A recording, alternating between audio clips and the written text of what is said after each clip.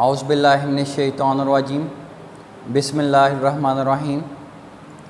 My dear students and my dear fellows, my name is Faisal Rashid.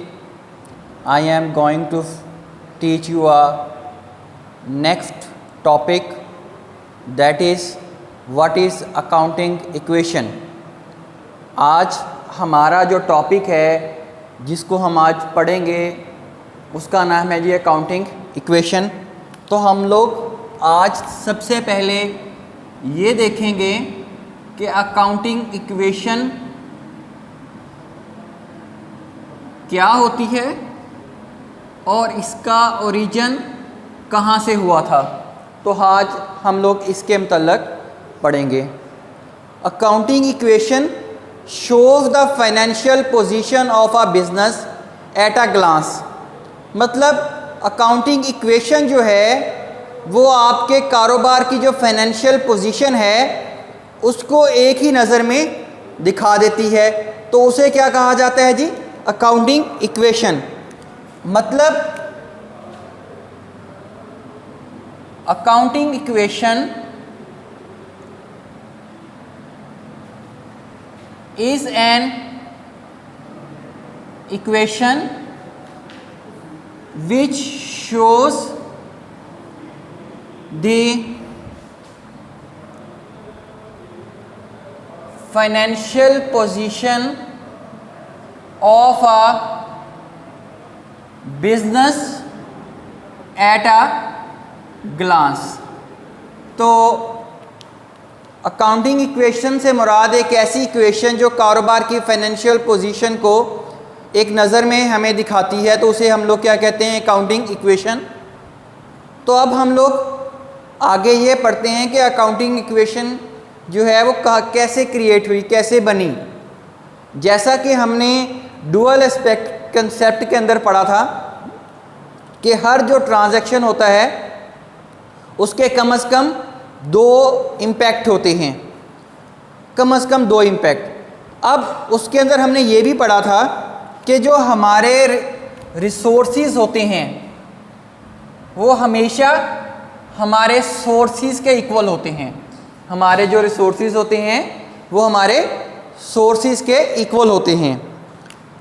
Accounting के अंदर जो resources हैं किसी भी कारोबार के उनको कहा जाता है एसेट्स, और जो सोर्सेज होते हैं वो जो फराहम किए जाते हैं, मतलब कारोबार को जो फराहम किया जाता है कारोबार चलाने के लिए, उनको कहा जाता है इक्विटीज़। अब एसेट्स क्या हैं, इक्विटीज़ क्या हैं, इनको हम लोग फिर पढ़ेंगे आज, लेकिन इसके पहले आगे हम लोग इक्विटीज़ को आगे डिवाइड करते हैं। तो हम लोग अगर इक्विटीज़ की देखा जाए तो इक्विटीज़ की टू टाइप्स होती हैं। एक होती है आपके पास एक्सटर्नल इक्विटी और दूसरी होती है आप लोगों के पास इंटरनल इक्विटी।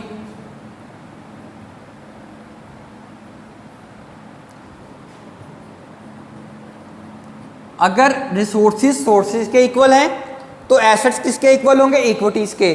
तो हम ये भी कह सकते हैं कि जो हमारे एसेट्स हैं वो इक्वल हैं external equity plus internal equity के।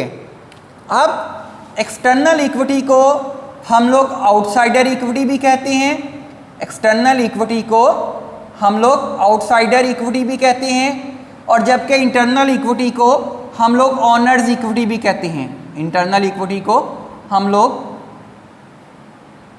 ओनर्स इक्विटी भी कहते हैं।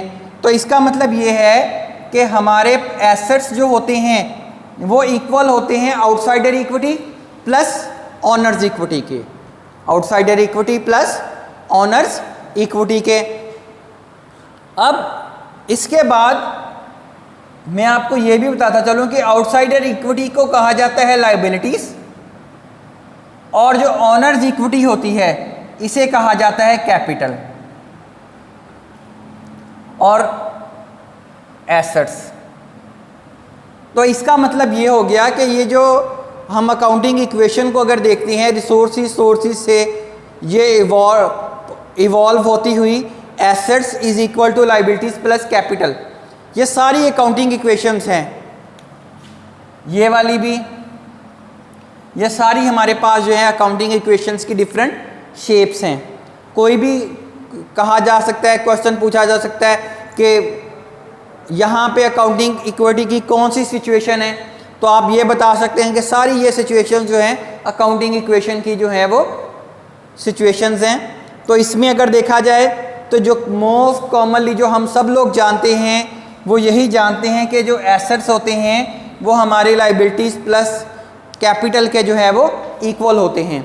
आपको पहले भी ये बताया हुआ है कि एसेट्स हमेशा आप लोगों की लाइबिलिटीज़ और कैपिटल जो है वो उसके बराबर होते हैं। तो आज हम लोग इसको डिफरेंट एग्जाम्पल्स के थ्रू हम लोग पढ़ते हैं कि जी अकाउंटिंग इक्वेशन क्या है, हमने ये पढ़ा अभी।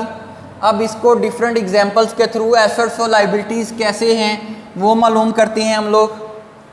अब अगर फॉर एग्ज़ाम्पल हम लोग ये पढ़ें कि जी हमारी जो लाइबिलिटीज़ हैं,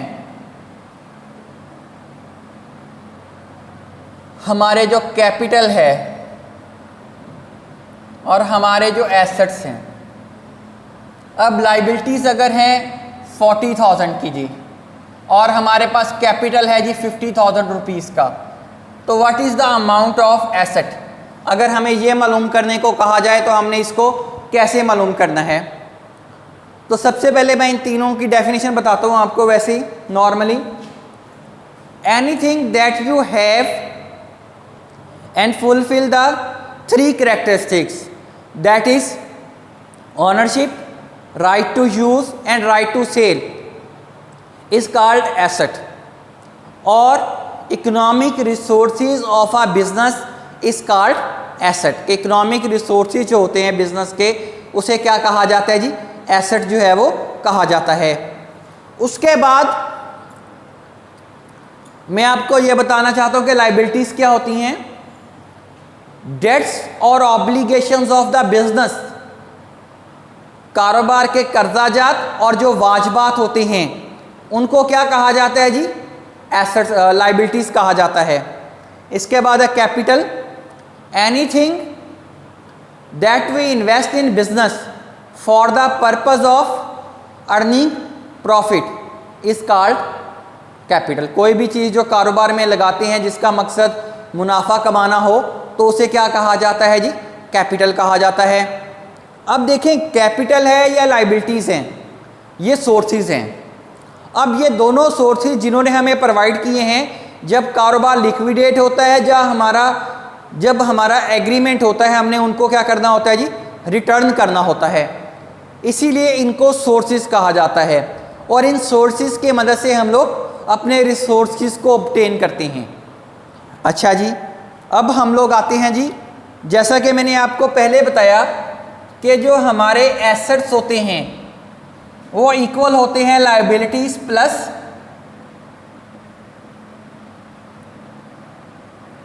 कैपिटल के।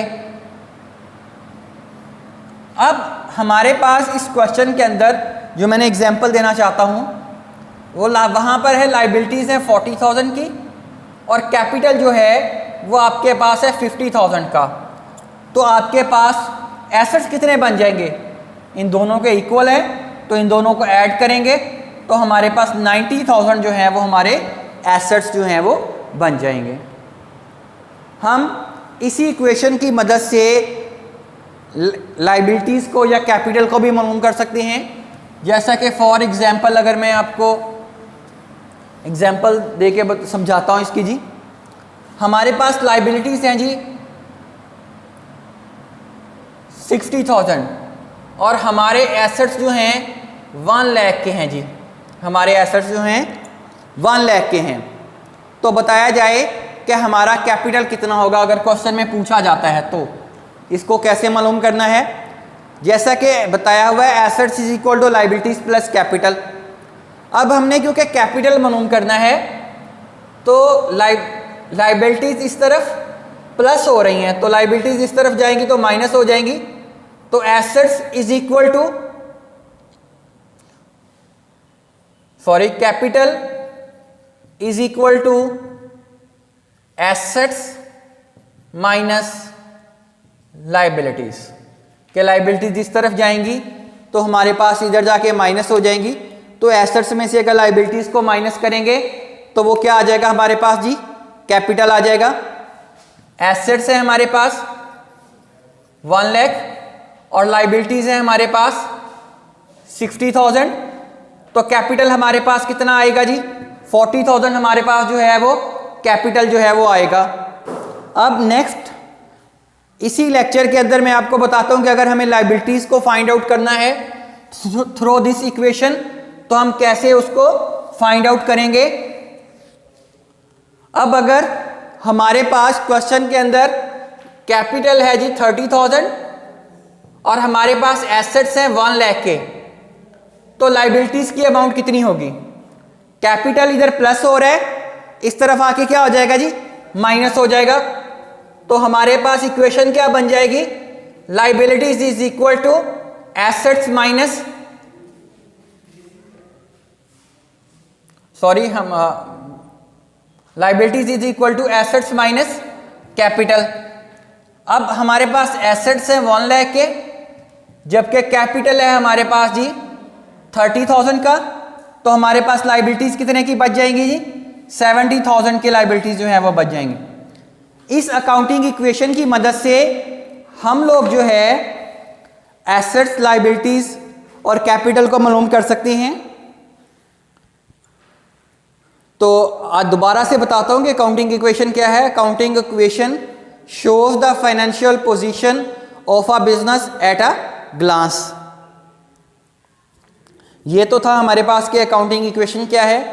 नेक्स्ट लेक्चर के अंदर हम लोग अकाउंटिंग इक्वेशन से रिलेटेड क्वेश्चन को हल करेंगे और आपको इसके मतलब डिटेल से इसका क्वेश्चन कैसे अगर पेपर में आता है या एग्ज़ाम में तो हम उसको कैसे हल करते हैं तो ये भी बताएंगे। अगर आपको ये हमारा लेक्चर पसंद आया है तो हमारे चैनल को आप लोग सब्सक्राइब करें, लाइक करें और शेयर करें। हमारे इस चैनल पर आप लोगों को 9th से लेके मास्टर्स तक तमाम क्लासेस के जो ऑनलाइन लेक्चर्स हैं वो अवेलेबल होंगे। अल्लाह ताला आप सब लोगों का हामी नासर हो। अल्लाह हाफिज़।